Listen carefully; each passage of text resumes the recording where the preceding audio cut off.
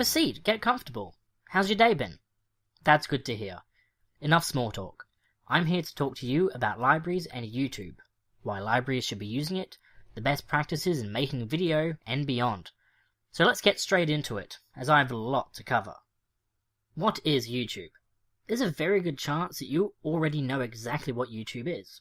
In fact, you're probably watching this video on YouTube. But let's add some context here. YouTube is currently the most popular video streaming service in the world, with 100 hours of video being uploaded every minute and 6 billion hours being watched every month. Almost 20% of all internet users will watch a video online during a typical day, and I know this is true for me personally. So why is YouTube so popular? For starters, YouTube is available 24 hours a day, no matter where you live, very unlike a certain information and book rental service that I could mention. There's also been something that's been dubbed the YouTube effect, a phenomenon where video clips are very quickly spread via multiple social media networks, and has resulted in launching certain ordinary individuals into internet superstardom, for better or for worse. We have this wonderful creation culture that has developed because of YouTube, such as mashups that remix different types of content, like turning a non-music video into a music video. For example, the Symphony of Science channel or the once famous Double Rainbow song. So why should libraries care about YouTube? Let's face it, online library catalogues are not the high traffic centres of the internet that we want them to be. They are no longer the first point of call for customers. In an online world, the library, even a digital library, becomes second place to tools like Google, YouTube, or even Facebook. These services are usually faster, simpler, and easier to use than any system a library can offer. Social media platforms like Facebook and YouTube have really shown us that users consider the internet as a meeting place. Knowledge sharing, both scholarly and casual, happens online. It is quick, efficient, and easy to use. For example, a user can post a video to Facebook in less than 10 seconds with just a couple of clicks of the mouse. User experience is very important, but most internet tools can beat libraries at this, hands down. So, why don't we use these tools for ourselves? YouTube is an open access opportunity that should be taken advantage of by libraries. In fact, integration with this type of outside software is crucial for libraries to maintain their relevance. It's free to join, and the potential audience is enormous, and they're already using the site anyway. It will make anything you put online very accessible to anyone, and not just people that visit your library.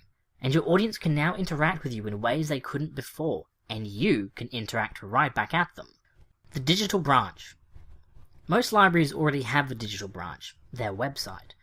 Now, the digital branch of a library should be treated by librarians with the same amount of respect and reverence that the physical library receives. After all, a digital branch has a staff, a collection, a community, and a building, just like a physical library.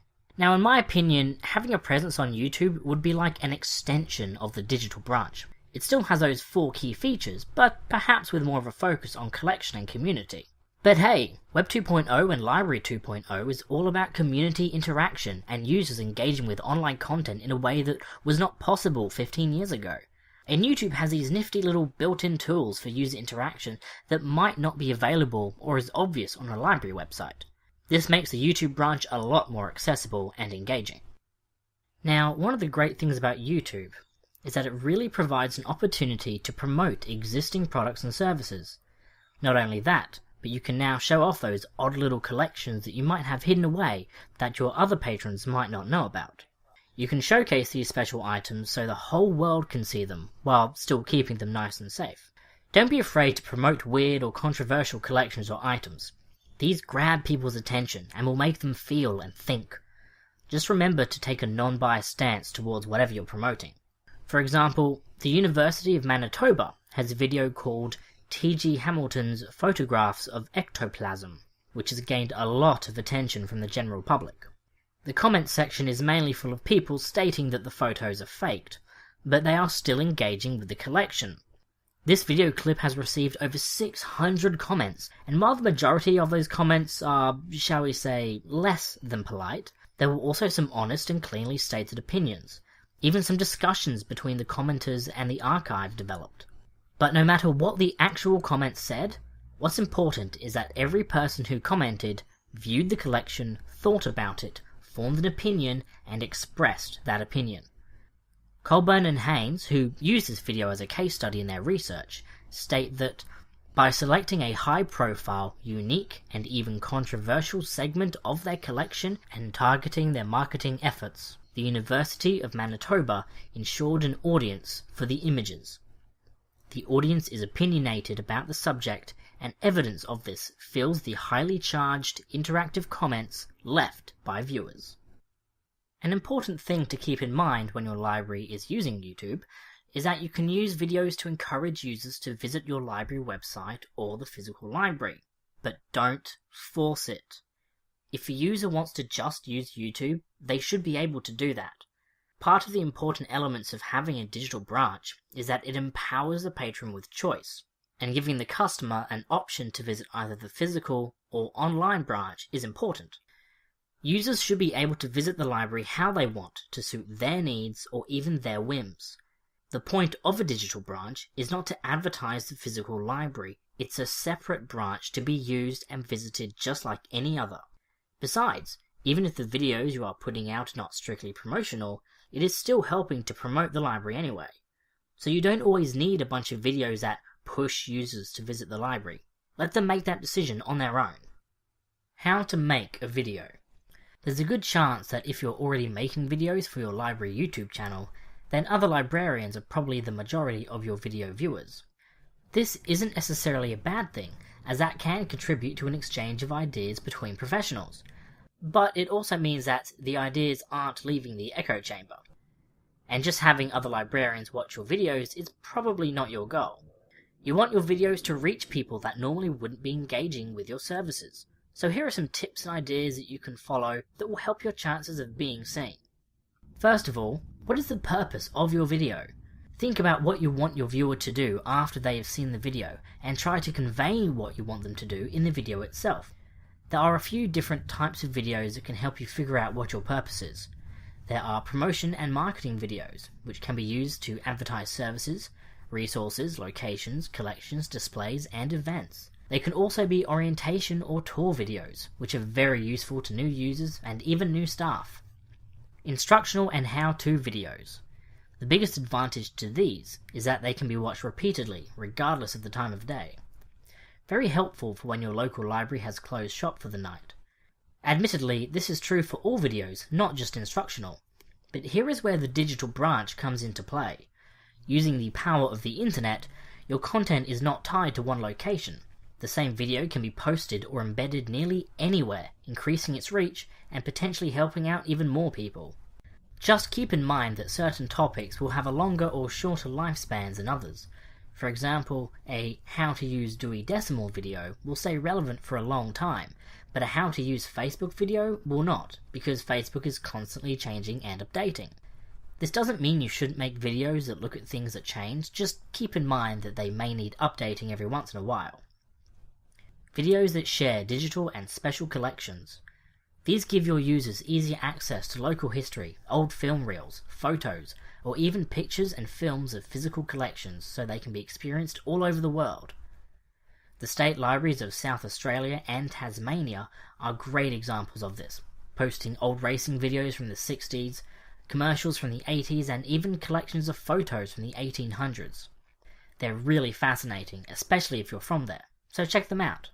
Showcase the library's most unique collections. The more unconventional, weird, or controversial, the more people will look at them, much like the photos of ectoplasm video I mentioned before. They are great at generating discussion and grabbing the attentions of people with niche interests. However, be prepared for criticism depending on the collection. When creating your video, use the resources and talents that are available to you. Get real-life customers or librarians as spokespeople, either in or for your videos. They'll generally help push the visibility of the video using their own personal social media. Invest in production value. Try to find cost-effective ways to use professional or semi-professional video production, sound, music, and acting. Poor sound, shaky camera, bad lighting, low resolution are often made worse when compressed for online viewing, and is a massive turn-off for potential viewers and very distracting from the actual content. Don't be put off if this sounds expensive. These days, nearly every mobile phone can take photos and record video at a reasonably high quality. and you'd be surprised what you can achieve with a bit of creativity. Students especially can be wonderful actors, and can usually be bought with free books or food vouchers. And one more thing to think about when you're making your video is be funny. I realise this can often depend on the specific context on what you are making, but the most watched videos on YouTube are humorous, and this is the same for library videos. Check out Harper College's Tour the Library. It's a great example of a video that is both funny and informative. And before you post your video, think of the metadata. Traditional cataloging systems such as controlled vocabulary or official processes are not practical in a platform like YouTube, which relies on a tagging system. Try to use singular words, not phrases, as tags. Keywords, proper titling, and good video descriptions will increase the findability of your video. And when it comes to tagging, be realistic. No one is going to search "libraries are cool," so don't tag your videos as cool or awesome or fun. That is improper tagging and bad practice, and it's trying to widen your reach for the sake of it. You're librarians, you should know better than that. So you've made your video. It's great, you love it. You've uploaded it to YouTube and submitted it for Academy Award nomination. Now what? Keep track of how people are responding. Follow the view counts, the comments, and the types of comments. Just because a video has a high view count doesn't mean it is engaging with viewers. Has the desired outcome of the video been achieved? If the purpose of a video is to get more people into the library, then compare the view count with door numbers. Link the video frequently and in relevant locations. The phrase "build it and they will come" is false. If no one knows that your video exists, then no one will see it. Videos must be regularly promoted through a variety of means. Use popular social media to your advantage, like Twitter and Facebook. Promote certain videos more than once. Get in touch with media outlets or relevant organizations to help promote your videos. If your video is on effective study and research method, then try to get it on university websites. Promoting a gaming event? Talk to Kotaku.com. Want to spread word of your Indigenous collection? Get in touch with local Indigenous societies. Make sure people know your video exists. Participate in online discussions. Responding to comments acknowledges viewers and also shows that people on the other side are listening and are interested in what viewers have to say. However, don't just respond "thank you for watching." Take this opportunity to reiterate the message of the video or get the viewer to do something, such as visit the library or look deeper into the topic. Also use the comments to clarify any confusion or confirm the library's non-biased stance if needed. Don't get discouraged by negative comments. A negative comment can provide a chance for further interactivity or a teachable moment. Just remember to remain professional and don't feed the trolls. Now before I finish, here's some quick final things to think about. Copyright content issues. At the very least, be aware of them. And be aware of YouTube's process for dealing with copyright issues and flagged items. Copyright law as it exists now is not equipped to deal with a lot of stuff that happens online, but there is nothing really we can do about that at the moment. Become familiar with all of YouTube's functions and services, like creating playlists to classify certain videos. Remember that the YouTube audience is not always your audience. Ned Potter said it best on his library marketing blog, "YouTube is not a place that brings out the best in humanity." Your videos will be hosted on the same site as a lot of pretty horrific stuff, and the comments in YouTube videos are often amongst the most despair-inducing the internet has to offer. But please don't let that put you off. And one of the most important things to remember is to preserve your content. Consider what would happen if YouTube just shut down or disappeared. Hold on to those videos somewhere safe, because you never know what may happen in the future. Phew, that was a lot of information. And don't worry if you didn't get all of it the first time. You can always just go back and watch it again. That's the wonder of YouTube. Just remember, YouTube is useful. People love it. It's part of the digital branch. Show off your weird stuff. Know your purpose. Spread the word. And that's it. Now go and enjoy the rest of your day. YouTube and libraries. It could be a beautiful relationship. Thanks for watching.